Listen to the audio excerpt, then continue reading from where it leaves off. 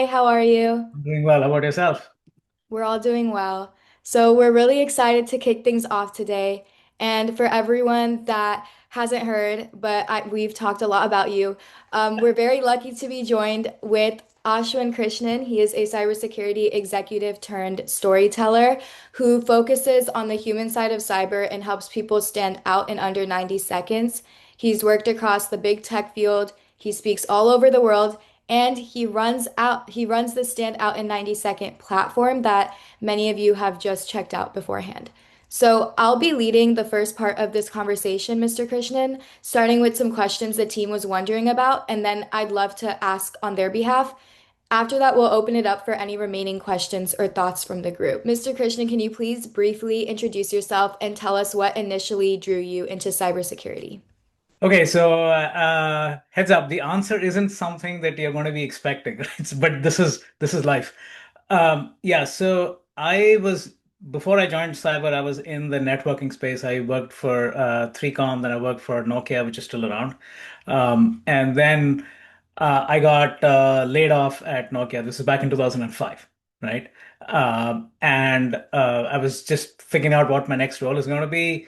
An ex A college mate of mine happened to, hey, Juniper Networks, we just bought NetScreen to a cybersecurity company. Do you want to come join us? I said, okay. So, so my lead into cybersecurity was purely happenstance.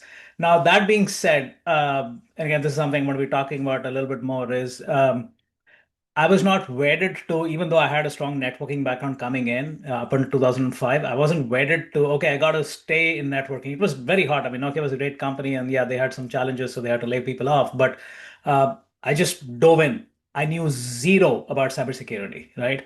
I barely knew what a firewall was. And then I got into, at that point, one of the biggest acquisitions in cybersecurity. So NetScreen was bought for, I think, about 4 billion by 3Com. And that's a whole different story, right? Pretty much a networking company buying a cybersecurity company, cultures. I mean, there's a lot of learnings, unlearnings, but those like 8 years I spent at Juniper in the security realm taught me a lot, right? And again, so my foray into cybersecurity isn't something that was predicated. That's amazing. So I know you had to learn a lot about cybersecurity, but how did you come to learn about storytelling? Because I know your work blends storytelling with cybersecurity, which obviously isn't something you hear every day. So how did that unique combo come out? That's a great question, right? So one thing I've learned is you got to keep your mind and your eyes open and figure out your path, right? Because there is a lot of advice out there, right? I mean, some good, some not so good, but there's a ton, right? Not to mention AI, because I'm sure that's going to be in the conversation as well, right? But the point is, for me, it was just a series of things that evolved. I'll give you one example about one of my guests. His name is Jim Routh, Routh. Look him up, right? He's probably one of the most iconic CISOs in the universe. He used to be the CISO at Mass Mutual. He used to be a CISO at Aetna. And now he's a CISO at a smaller consultancy company. But the reason I bring Jim up is because he's a guest on my show. And one of the questions I asked him was, hey, Jim, who would you like to have lunch with, dead or alive? His answer, I will never forget, right?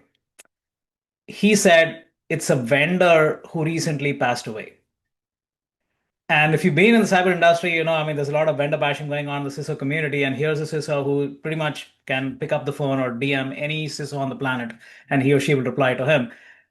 And then we started talking about like, what is it that the vendor did that you cherish till today and you want to have lunch with him? Unfortunately, you can't because he passed away. And he said he used to come to every meeting with one purpose, which is to share whatever he's learned since the last time he met Jim. It wasn't to sell, it wasn't to renew, it wasn't to talk, idle talk. And so Jim said over a period of time, he actually started realizing he looked forward to the meeting. And then the light bulb moment for him was, for Jim, was when he asked, when he told this person, like, hey, I don't have budget, I don't have anything to renew, so we can actually cancel the meeting. And I said, no, I still want to come, I still want to meet with you. And so Jim was saying, this is what people remember. And again, so a reason I bring Jim up is because here's somebody who's been through every nook and corner of cybersecurity on the planet. And he remembers somebody for being human, being genuine, being authentic, and coming to a conversation with the intent of sharing what he has learned, whatever little or lot, right? And so the point being, this whole concept of storytelling is also about leaving a mark that people remember. Let me tell you another story because I think this is all related to your question.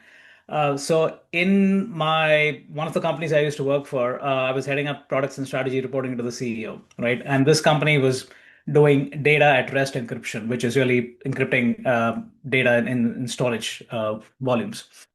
So anyway, we had a meeting with the deputy CISO of the NSA, National Security Administration, in DC, and I was in the Bay Area, and so it was a early meeting, and they were talking to a bunch of vendors, and we were one of many that they were going to talk to. So the only advice I got from my sales rep was, "Hey, don't make it overly technical, right?"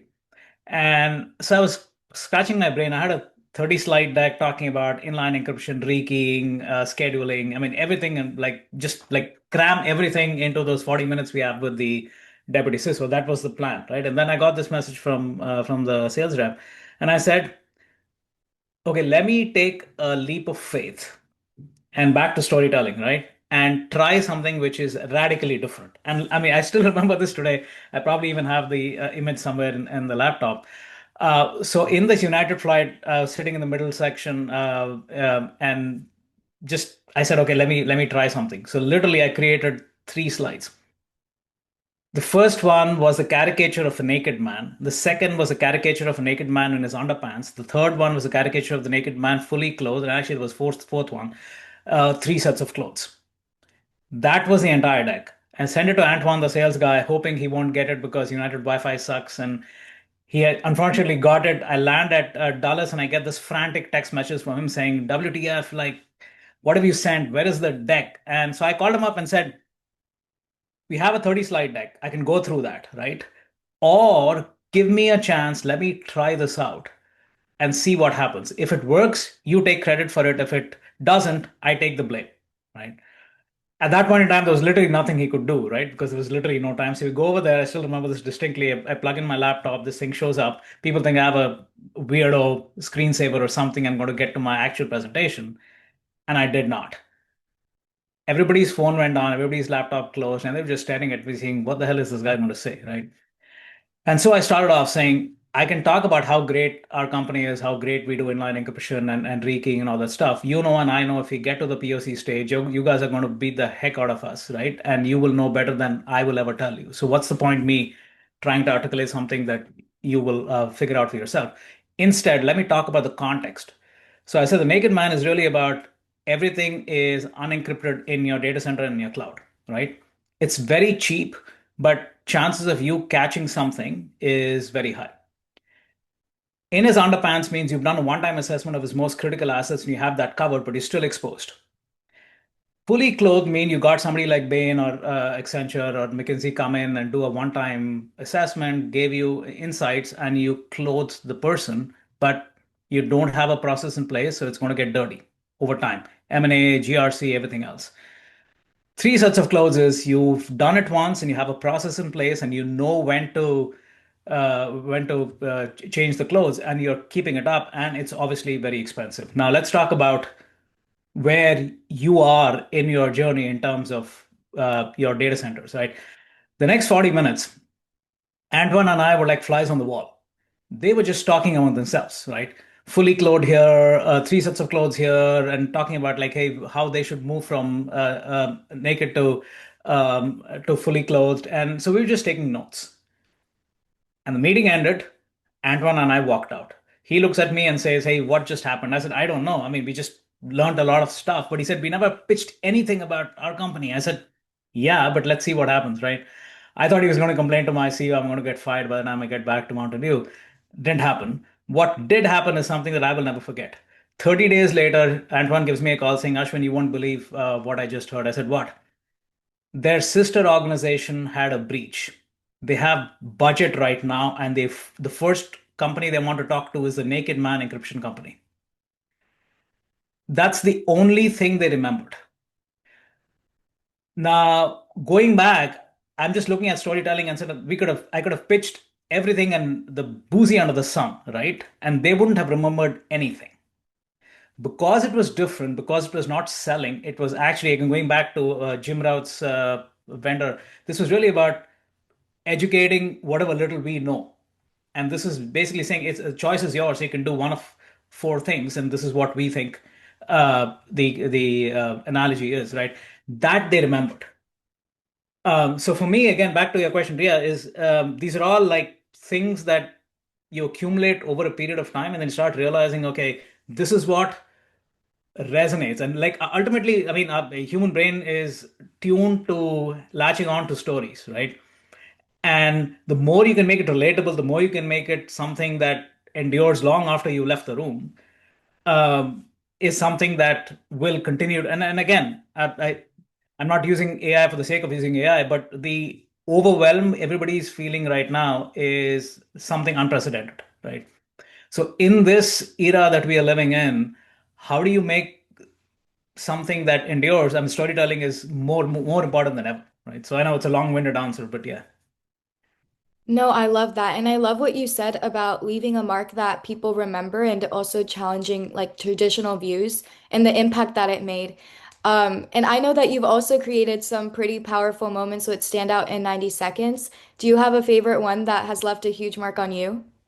Uh, you got to brace yourself for this. I've done about 500 and maybe 40 or 45 of these, right? I mean, yeah, you've been on the show, your mom, Rinky, has been on the show, lots of people, right? Um, how many of you have seen the iceberg analogy where you have bulk of who we are is below the surface, what we show is really what sits above the iceberg, right? That's my biggest learning, which is every single conversation going into this has been about how much people don't talk about, not because they don't want to talk about it, because there isn't an opportunity to talk about it, right? And just giving them the space, and it sounds counterintuitive, but again, Ria, you've been on the show, so you know it, right? It's a very short period of time, and the questions are run very deep, and you have literally no time for facade, no time for BS. You have to go in and out really quickly, right? So for me, I think the biggest realization is every single guest of mine has gone through highs and lows in their life. And the lows is something we, again, myself included, we don't talk about often, but just understanding what that is has created a sense of awareness, right? So made me less judgmental, right? Because I know every freaking person has something that's going on in their life. They're not talking to us, but it's impacting them and it's made them who they are today. I'll give you a couple of examples, right? One is, and again, a really good mentor of mine.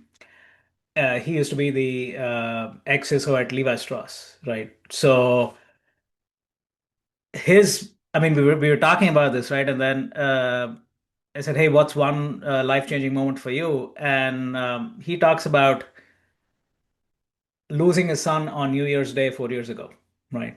So his name is Steve Zaleski. You look him up, right? Again, one of the top CISOs on the planet.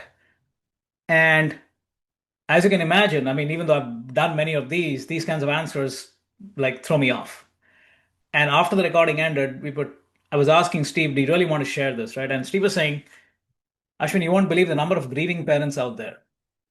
If it helps one of them get through their day, get through their life, get through this moment by seeing that I'm going through this and I've gone through this and I will remain a grieving parent for the rest of my life, but that doesn't stop me from making sure that I do whatever I can for my other kids, for my wife, for myself, for people outside, right? So one example. The other one is, and again, this is all public, so I'm sharing this. And Madeline Black has been on the show. She's a guest of mine as well, right?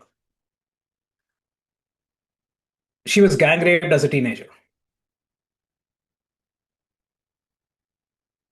We were talking about a life-changing moment, and this was her answer, but there was so much joy through the entire conversation, right? Again, looks very counterintuitive, right? Somebody who's gone through so much in their early life and where they are today. And she just recently became a grandmom.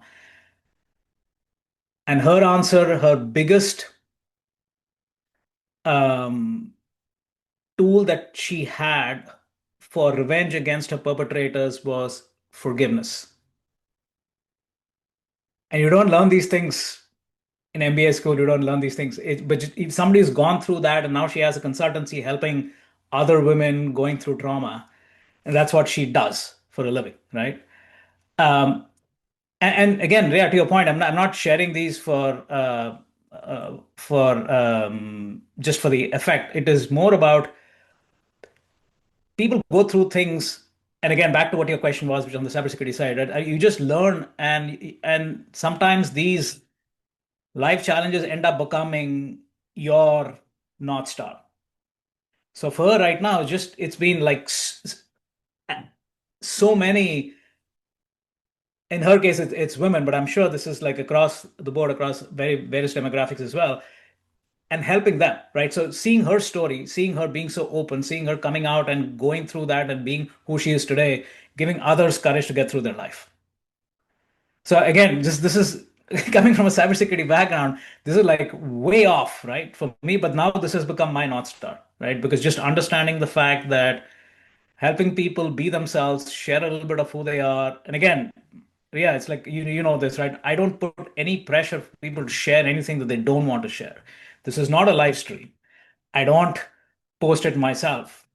I send it to my guest and have them review it, feel comfortable with what they've shared, and then go on from there. So there are enough guardrails because I know these are not easy questions. Sometimes people kind of tend to overshare. But again, statistically, I'd say out of the 550, maybe three, four have said that, hey, maybe I said something I shouldn't have went and re-recorded it, right? But 99 point do the math, right? People have said, yeah, I mean, this is something that I'm perfectly okay sharing, right? So again, just a few moments, but there are lots of these where it's ultimately just a question of being authentic to who you are and being able to share that. And again, the evolution of that is very interesting as well in terms of how this has helped another guest of mine. Dr. Robin Desmore. She's been in the military and now she has a successful consultancy. And again, it sounds very counterintuitive. She actually created a video. It's up on my LinkedIn featured profile, I think. And totally counterintuitive. She's a PhD. She's been in the army, very successful consultancy. And she says being on this 90-second show has been life transformational for her, right? I'm not a coach. I'm not a therapist. We've talked maybe a couple of times after the recording, but her whole thing was it's given her more awareness of who she is. It's given her the courage to go into uncomfortable situations, have meetings with strangers, and she can rattle off a few things, which was really it's just like when you go through some of these things, it's like you look back and you see what this can lead to. And again, this is not something I ever anticipated going in, right? I have a 90-second conversation with strangers and they come out saying, hey, this has been life transformational for me. Like, are you kidding me? Um, but seeing more of these and seeing people kind of it's going through that uncomfortable 90 seconds where you're placed with literally no support anywhere. And this is again not a question bank of how much you know. It's really about who you are. And as long as you're true to who you are and you're able to share that, hey, it's a walk in the park. But many of us have challenges with that, right? So then it's a question of rediscovery of what it is. And so anyway, so that is some of the learnings. Yeah, that's amazing. I think understanding the human side of someone really does make a difference. And like you said, even if it is one person coming out with a story. So I wanted to ask you, like, for those of us curious about personal branding or just telling better stories in general, what are some key ways to think of good ideas for creative storytelling or asking the right questions? Okay, so you actually hit upon something which I think is a great way to do this is reaching out to folks. And again, going back to the Jim Rouse thing, right? Which is we all have our defenses, right? Especially now with DMs and marketing messages and everything else coming out over here, and people looking for jobs. I mean, there's a lot of people who are out there seeking help. There are not very many out there just reaching out for learning or sharing what they know. So again, it's a fine balance, right? But one thing I've seen which works, and again, this is not about stoking someone's ego. It's really about understanding who somebody is before reaching out to them, right? So hit the bell on LinkedIn, follow them, understand what they care about, and then reaching out to them with something which is purposeful, right? So I'll give you one example. Nikhil, again, this your story about your guest and the crash he was involved in triggered this. So Nikhil Gupta is his name. He is the CEO of a very successful cybersecurity startup called Armor Code, right? Look him up. Okay, now I've never talked to Nikhil in my life. We've been kind of DMing for the last year or so, just trying to coordinate the standout 90 sec. Um, he posted something about 3 weeks ago, which made me go, dude, you got to get on the show. And literally within 2 days, he was on the show, right? The episode hasn't yet come out. What did he post? What's at the top of the iceberg is what I said, right? Armor Code raised a bunch of money, doing really well. What he posted was him sitting in a dorm in his pajamas about 20 years ago, 15 years ago. And the post was about how many times he failed, how many times VCs rejected him. Every single idea was thrown under the bus. He wanted to quit every single time. That's the backstory, right? And that post went crazy viral. Why? And again, I'm telling this as I'm a Indian immigrant myself, so I can tell you, right? Indian male, high tech Bay Area. There's a facade we have, right? Startup, VC. I'm going to be a unicorn, and we're going to do this. We're going to talk about how AI is changing everything and how we are the gurus of this and that and everything. You very, very rarely hear people talk about the struggles they've gone through, the failures that they have, the number of rejections they've got. Once Nikhil did that, boom. And then you can imagine, right? After 90 sec, we just kind of talked. But it was also an interesting, what he was sharing was it wasn't an easy decision coming up with that post. There are armchair quarterbacks. There are people out there looking at saying, oh, like how could I mean, so there's that modality also, right? So again, what the reason I'm bringing that up is because you have to figure out what it is you want to kind of get to. Like for example, um, I mean, cybersecurity is obviously a very, very vast land. And one of the, again, feel free to look at my channel. One of the questions I've asked many CISOs is, what advice would you give to aspiring people, right? And so one common theme has been be open and don't get fixated on a single thing. It might look attractive, but there might be other things you can learn along the way that could be of interest to you, right? So that ability to kind of, and using that as an opener to go and ask, like, let's say I'm a CISO and I get a DM from somebody saying, can I have 15 minutes of your time? I'm a high schooler. I'm a early entrant. I'm trying to figure out what I want. I just want to pick your brains a little bit on figuring out what aspects of cybersecurity are there in the universe today. I can easily tell you of the CISO community that I have, if a DM like that comes, which is very grounded, very focused, there's a good chance somebody's actually going to give you 15 minutes of their life, right? Now, like I mentioned earlier, another way to kind of become more visible in their feed in the network is to start following them and start engaging with their posts, right? So you're not a stranger when they see the DM. There's some light bulb that goes up. Oh yeah, maybe I've seen this name before because he or she has commented on something or said something and all that, right? So there's a way to kind of get to that point where it's not like a complete coming from the outside and you have no idea who that person is. So use that as a way to do it. And again, I mean, I just gave Nichols as an example. I'm sure LinkedIn, Insta, Reddit, lots of these places, there are people that whose content, who what they stand for, what they do is something you guys are really interested in, right?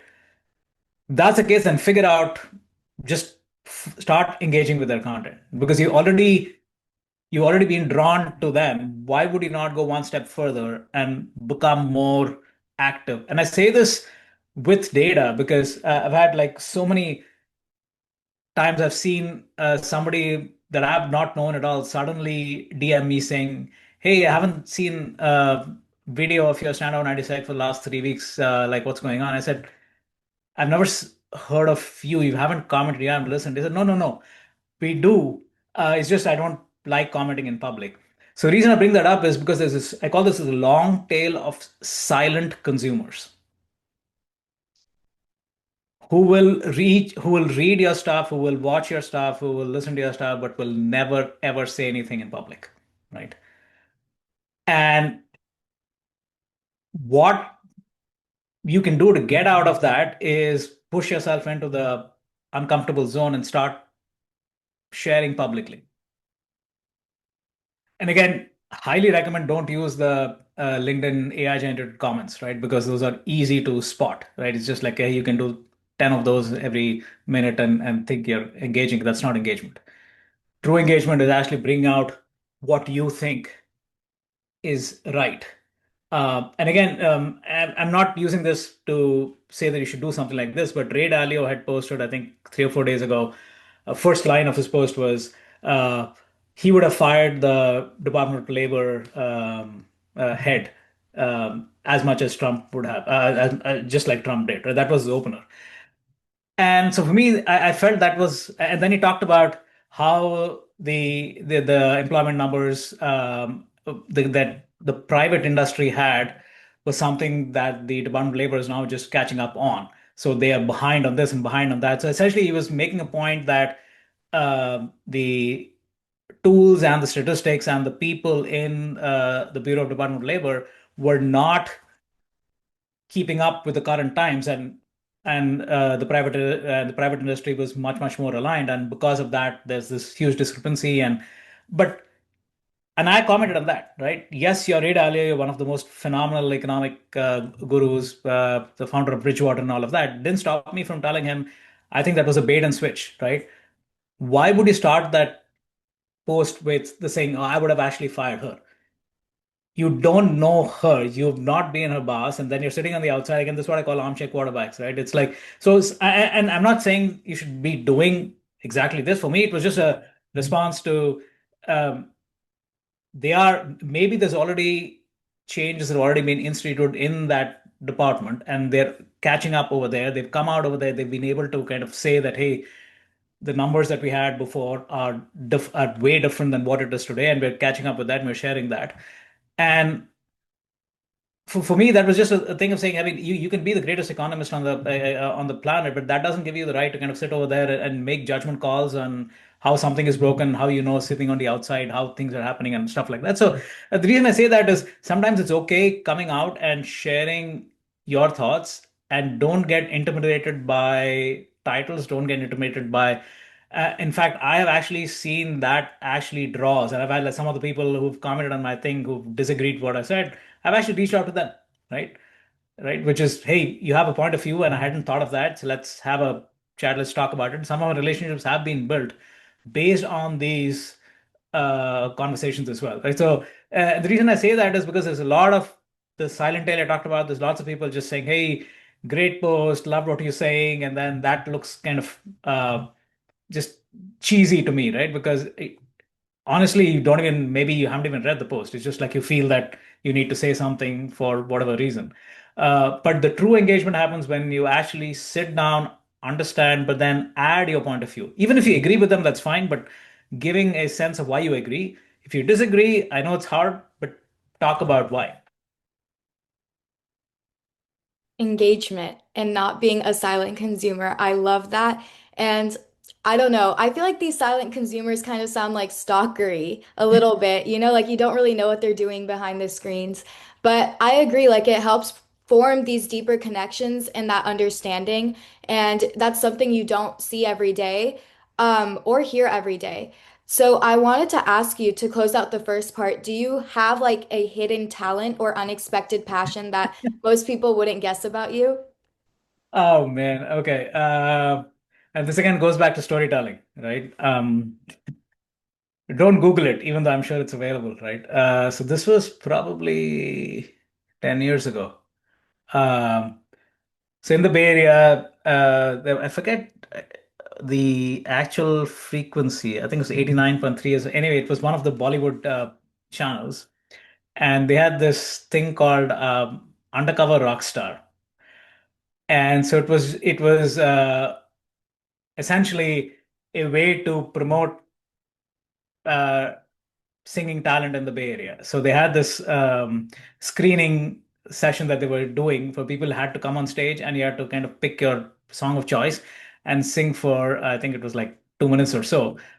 And after that, there's public voting, and you either move up or to the next round and so forth. Anyway, so for some odd reason, I just decided to sign up for that, knowing, and it was far out in the future. So I thought, okay, we'll deal with it when it comes.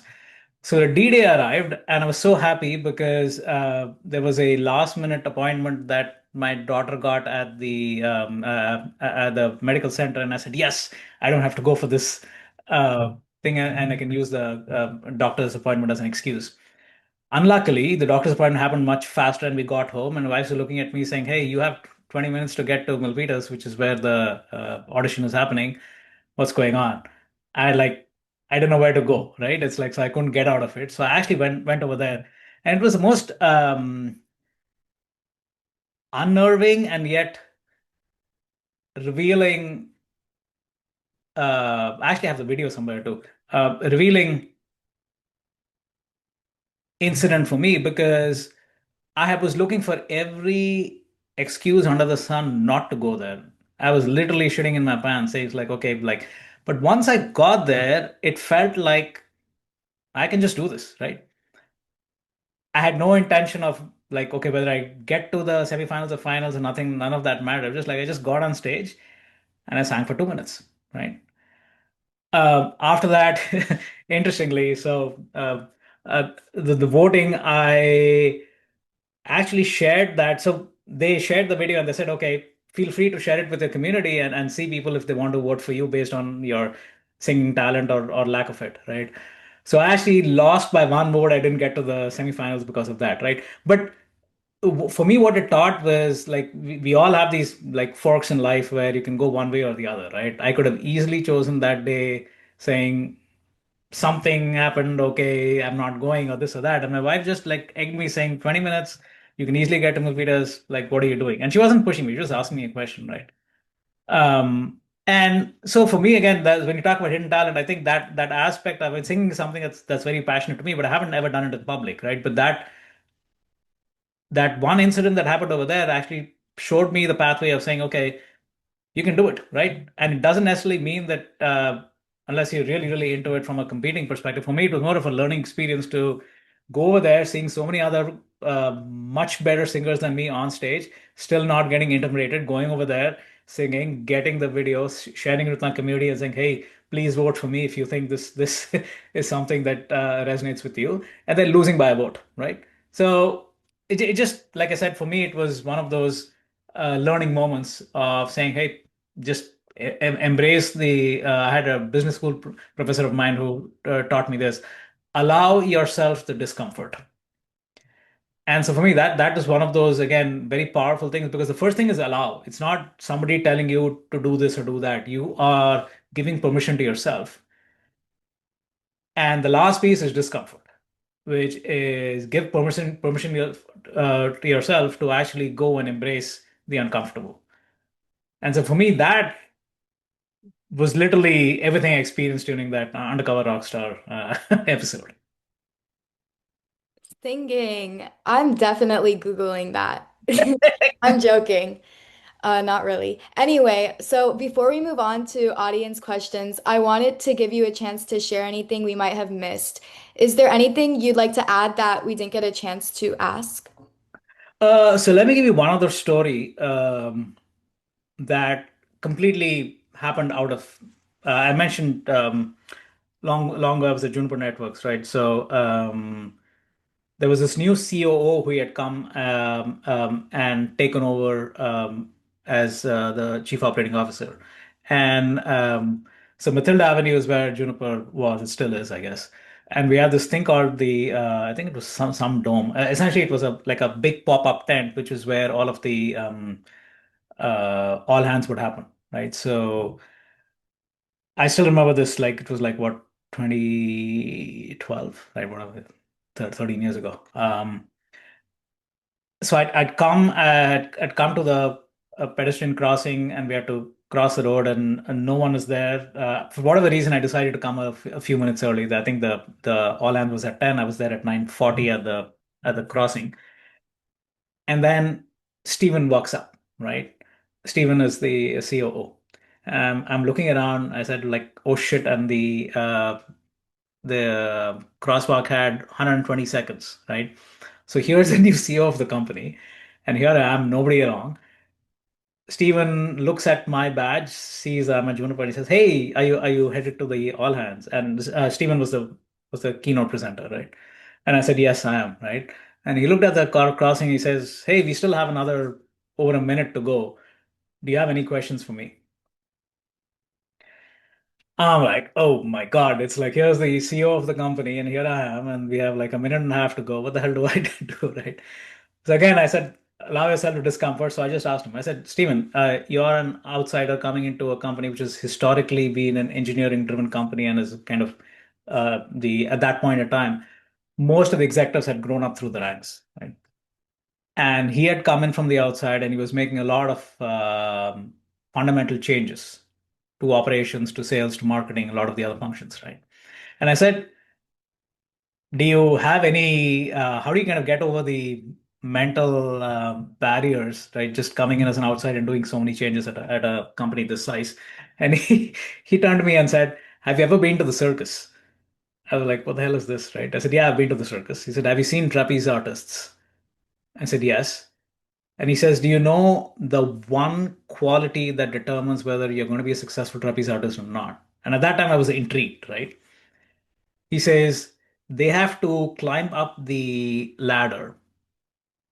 They have to start swinging.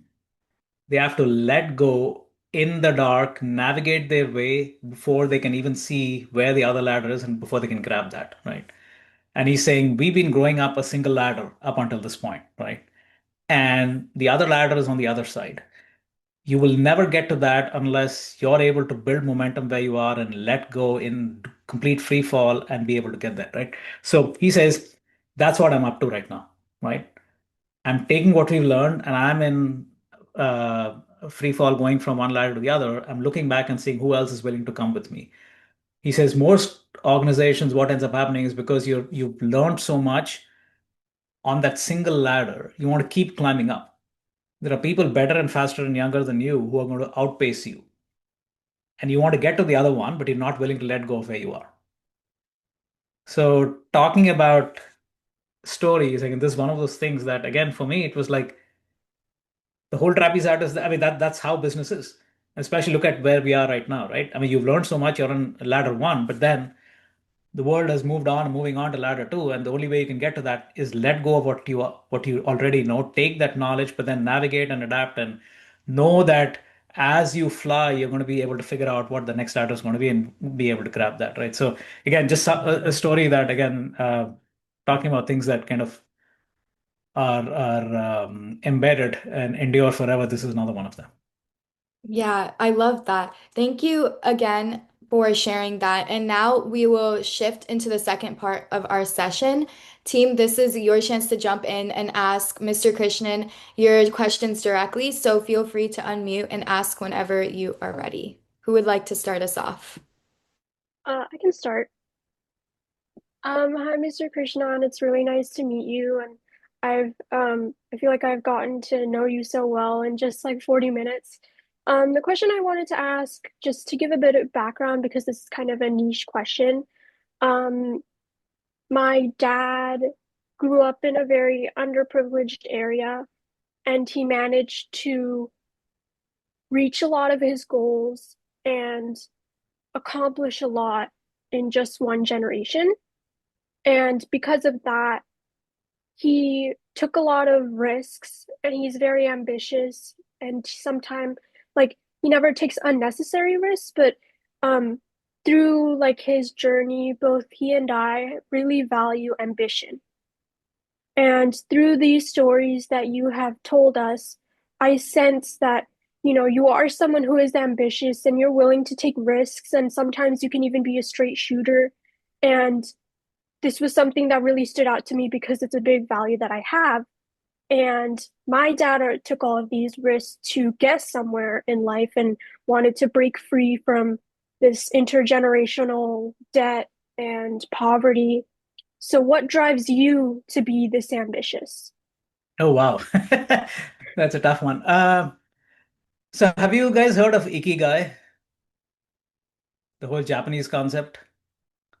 So Google it again. It's just intersecting four circles of what you're good at, what the world needs, what they pay you for, and what you love to do. Right?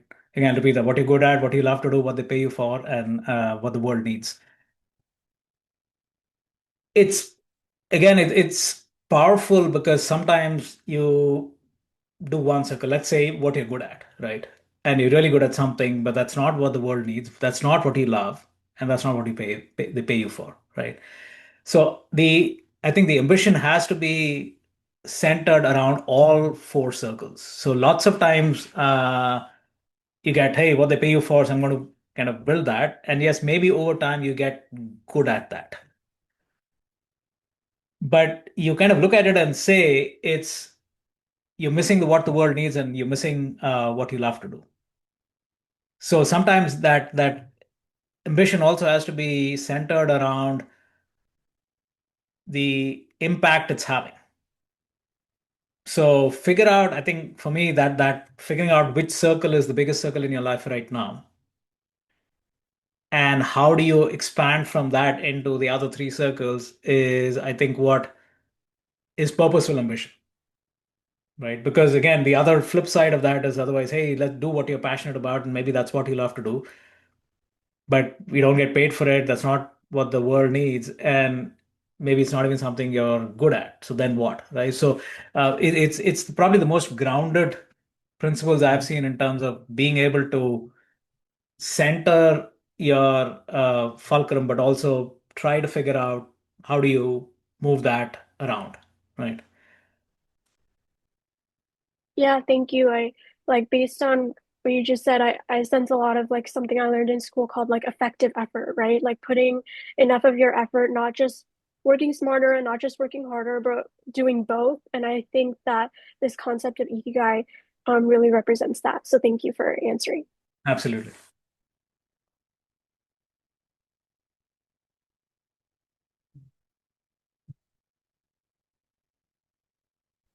Hi, Mr. Krishnan.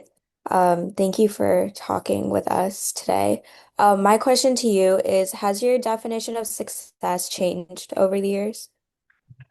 Most definitely, yes. Right. Again, going by the Ikigai concept, I think the biggest learning for me has been truly coming to terms with that what the world needs circle. Right. That's the one that I was probably avoiding for the longest time. Right. What you're good at, what they pay you for, and so the ability to kind of get to that point takes a lot of failings and learning from those failings, right? So, for instance, after I quit my last role about like 4 years ago, I said, "Oh, I'm going to get into coaching. I love talking to people and all that." I just like it was a complete disaster, right? Uh, why? Because what I realized was just having that sense of keeping up with the person week after week after week, tracking their progress, giving them feedback. That's not me. But until I tried that and failed, I wouldn't have learned, right? So I think that aspect of the definition of success really came down to the again, I go back to the Ikigai piece, which is the love to do and what the world needs. If you're able to kind of get to that intersection, right? then you can easily start to adapt to how do you use that to truly build skills that you're good at. And then ultimately, yes, you want to make sure what they pay you for, right? So I think that aspect of the definition of success, like you're asking me, the once it shifted to what the world needs, as I start experiment what I love and what you're good at, you kind of figure that piece out. And once you figure that out, then the next thing is, okay, if it's something that the world needs and something that you're good at, now I can go tackle the what they pay you for piece, right? But the hardest thing that I've seen is once you've kind of locked into what they pay you for, it becomes a circle to kind of hard to get away from. If suddenly, again, going back to the trapeze artist thing, is how do I let go of this ladder because I'm making X, Y, Z, and I'm going to go from point A to point B. Again, going back to Nikhil Gupta's post as well, right? Which is, yes, you failed like 20 times over here, and then but you have to get to the next one. In order to get to the next one, you have to take those learnings and then adapt that to whatever that next thing is going to be, right? So I think that that definition of success will change, but I think the groundedness of that is when if it is anchored around what the world needs and being able to kind of build what you love and what you're good at and bring in the revenue as a byproduct of that.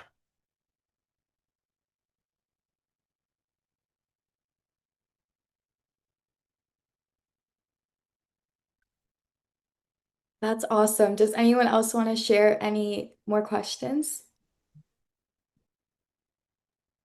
Hi, Mr. Krishnan. My name is Lakshanashri. Um, I had a question to ask you. So, in a very corporate-driven world today, what would you say is like a magic formula for making security feel like a shared mission rather than like another corporate role? Yeah, that's a great question, right? So a couple of things, and this is something again I've learned from talking to so many CISOs is number one is you have to translate that into business terms. And for lots of CISOs, I think that has been the kind of the biggest like eyeball turning thing. Again, I'm talking from a practitioner's perspective, right? Which is um, going and talking about vulnerability X or exploit X or GRC change over here and all that. The board doesn't get it, board doesn't care, especially now with all the other financial turmoil that's going on in the world. But translate that into business terms, right? What does that truly mean, and how can that turn into something that is really, really effective? I think so that's one aspect of it. I think the if you look at it from a vendor's perspective, right, it is again one of those things going back to Jim's story.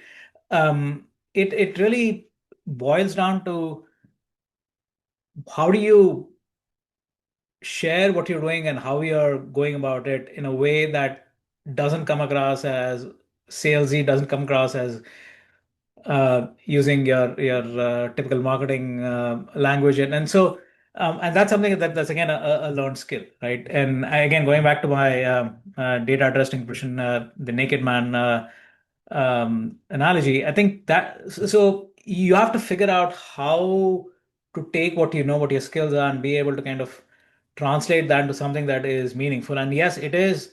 The one thing I will say is when you do that, you are crossing boundaries.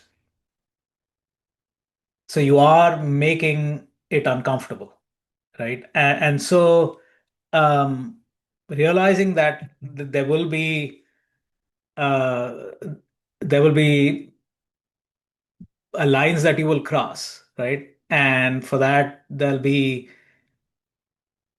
you can expect some ridicule, some comments over here, something else. So that is something that you will definitely. But then that's the choice that you're making, right?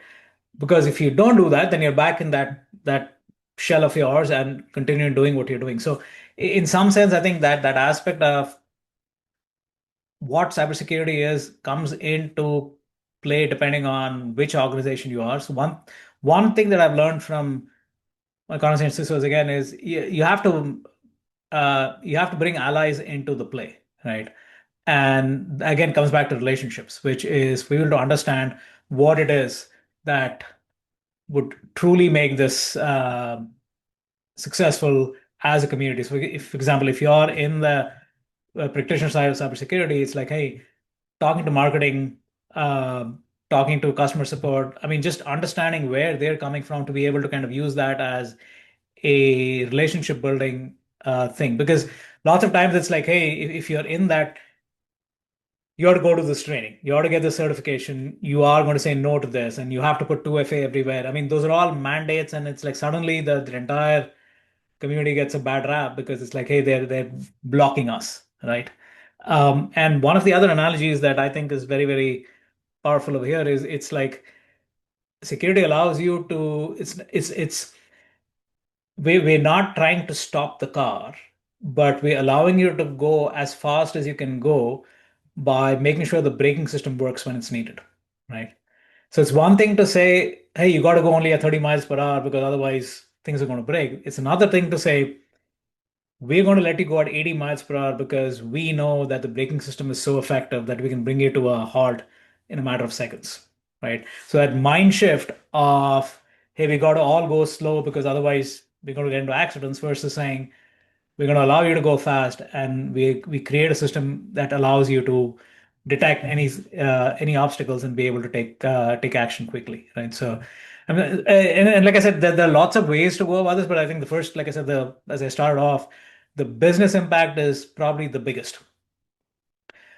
The relationships with people outside of cybersecurity inside the organization who can be supporters of yours when you're not in the room is the second, right? And everything else in terms of the technology, the mindset, the use of AI, the training, I mean, all of those other things are the third. Thank you so much for sharing your take. Hi, Mr. Krishnan. My name is Samhita. I'm so glad you're here, and I'm glad we have more than 90 seconds with you. It's really been such a nice time. So my question, I don't know if you know, but like, especially in the Bay Area, of students were very focused on, getting into a good college and becoming successful. However, that may be defined for each individual. And this, it often becomes this unhealthy, like almost obsession, and, you know, I personally know I go to all lengths to get like whatever. And it's like, oh, no sleep. And I'm often, even doubting, like, am I even good enough? So my question for you, as, since you're self-employed and in a creative space where, you have to make those goals and push yourself, it's not like you have a boss telling you you kind of are your own boss. How do you make sure that your goals and the journey to get that is with a healthy mindset? And or even like dealing with it if it doesn't end up working out. Yeah, amazing, amazing question, right? So the first thing I will say is you need a rich community of supporters. As an individual trying something new, pushing boundaries, you need to be able to tap. Like yesterday, for instance, and just as an example, right? I tapped on two people's shoulders to give me insight into something that I'm building from scratch, right? And the reason I was able to do that, again, going back to what I said earlier, which is, hey, there are lots of people asking for help and that community and all that. The reason I was able to do that is the whole concept of karma in Hindu philosophy, which is you have to do good. And as you do good, it'll actually pay back for you. So in the case of the two people I spoke to, Gaurav and Roy, we've been friends forever. Both of them have been guests on my show, and I didn't feel any sense of hesitancy just going and literally texting them saying, like in the case of Gaurav, I said, hey, I need a 5 minute chat with you. Do you have time? Within minutes, he called me and we talked. Roy, I texted in the evening saying, I need to 5 minutes of your time. We talked for 20 minutes, right? And for me, but it's the reason I'm able to do that without hesitation and like you said, the imposter syndrome and like, hey, will somebody actually take my call and all that is because there's a sense of giving that has made me, allowed me to kind of give so much that asking for help seems perfectly kosher, right? Uh, but and it's also there's a interesting twist to this is what I've learned is it doesn't have to be you've helped person X in order to ask help from person X. The universe will collaborate to help you if they see that you are a giver mindset. And I've seen this happen so many times, right? Which is when people see that you're giving and there's work and this chat that happens in the backside where people learn about you. And then if there's any reason you need help from somebody, an absolute stranger, there's a good chance that he or she actually has known about what you've done for others, and therefore they feel no hesitation come and actually helping you. I mean, it's a very non symmetrical philosophy, if you will, right? But that's what karma is, and you just keep doing, and then you can good will come back at you, right? So that's one piece again, the community piece of it, right? And the second that I would say is going back to the Ikigai concept is be very, very clear about what the world needs, right? And that needs will keep shifting.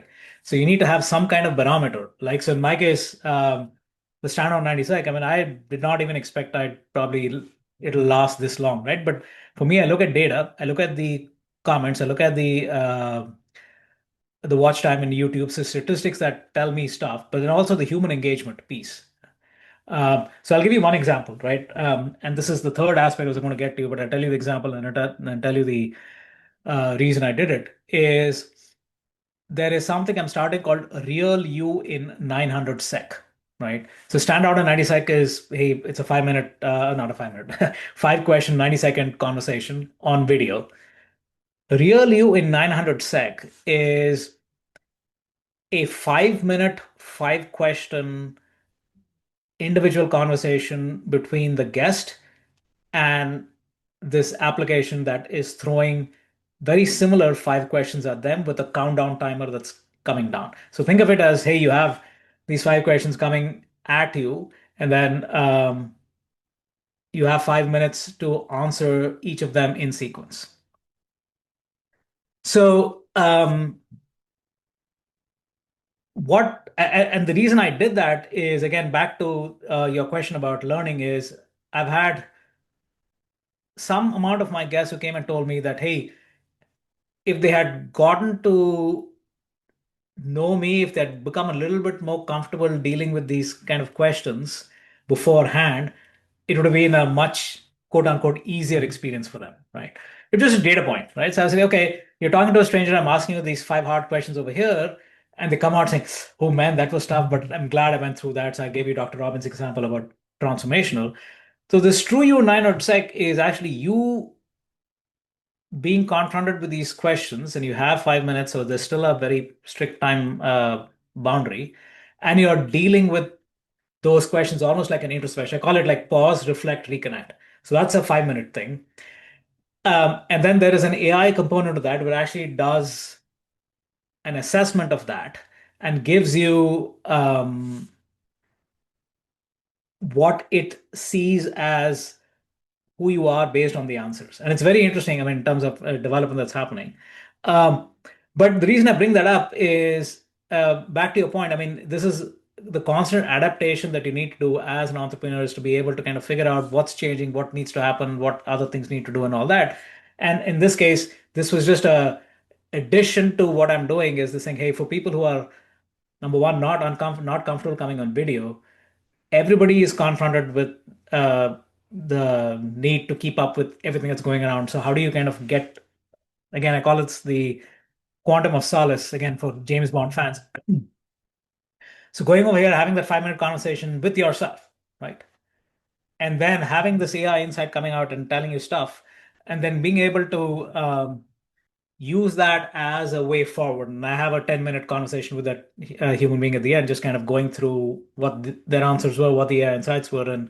And I'm giving this example of True You and 900 Sec just as to answer your question, which is having community is very helpful. Being aware of the data that's coming at you and being able to say what changes need to be made.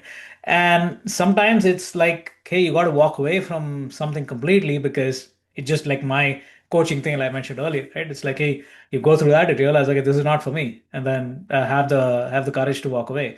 So it's a combination of things, but I think increasingly with data and in the case of TrueU in 900 was also that, hey, how do I take advantage of what AI is doing and being able to kind of use the human thing over there. So that collaboration also helped push that to the next level. Like for now, I mean, I'm probably chatting with Claude about maybe 2 hours easily a day, right? And that was the evolution of this to get to that point of learning.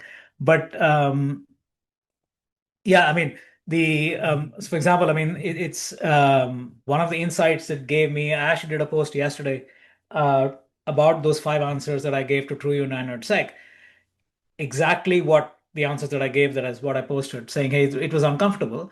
The timer was ticking down, and these are 5 questions it threw at me. I don't know what questions are coming at me because the model throws it at me, but using that as a way to kind of help others through what would your answers be if you had these questions coming at you, right? So in some sense, you are as an entrepreneur putting yourself out there more than you would if you had a full-time job and other things out there. So, but again, part of it is also to realize, back to what I said earlier, is this what the world needs? Or am I in a fiction la la land thinking this is what the world needs, but actually it's like this is not what they want, right? But the sooner you realize that, the faster you can make the changes. So yeah, I know it's a long-winded answer, but yeah. Thank you so much. That was like very insightful and made a lot of sense, and I think kind of opened my eyes. Okay, good. Yeah. Since we are running a little over time, I wanted to ask if anyone had any last questions before we wrap up.